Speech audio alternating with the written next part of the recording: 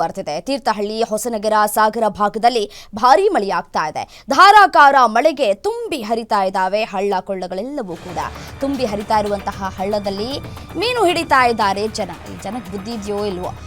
ಕಲ್ಲು ಹಳ್ಳ ಸೇತುವೆಯ ಕೆಳ ಭಾಗದಲ್ಲಿ ಜನ ಮೀನನ್ನ ಹಿಡಿತಾ ಇದ್ದಾರೆ. ಏನಾದರೂ ಸ್ವಲ್ಪ ಕಾಲ್ ಜಾರಿ ಬಿದ್ದು ಹೆಚ್ಚು ಕಮ್ಮಿ ಆದರೆ ಯಾರ ಹೊಣೆ ಅಂತ ಹೇಳಿ. ತುಂಬಿ ಹರಿತಾ ಇರುವಂತಹ ಹಳ್ಳದಲ್ಲಿ ಜನ ಮೀನು ಹಿಡಿತಾ ಇದ್ದಾರೆ. ಒಂದು ಕಡೆ ಧಾರಾಕಾರ ಮಳೆಯಾಗ್ತಾ ಇದೆ. ಈ ಮಳೆಯಿಂದಾಗಿ ಸಾಕಷ್ಟು ಕಡೆ ಗುಡ್ಡ ಕುಸಿತ ಆಗ್ತಾ ಇದೆ.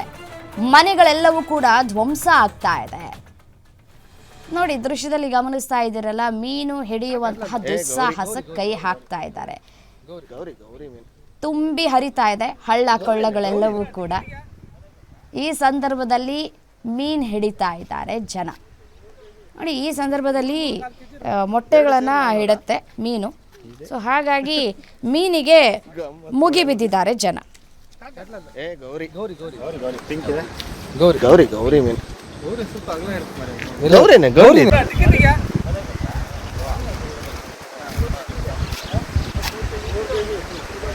ಮೂರು ಕಾಲು ಕೆಜಿ ಇರ್ಬೋದು.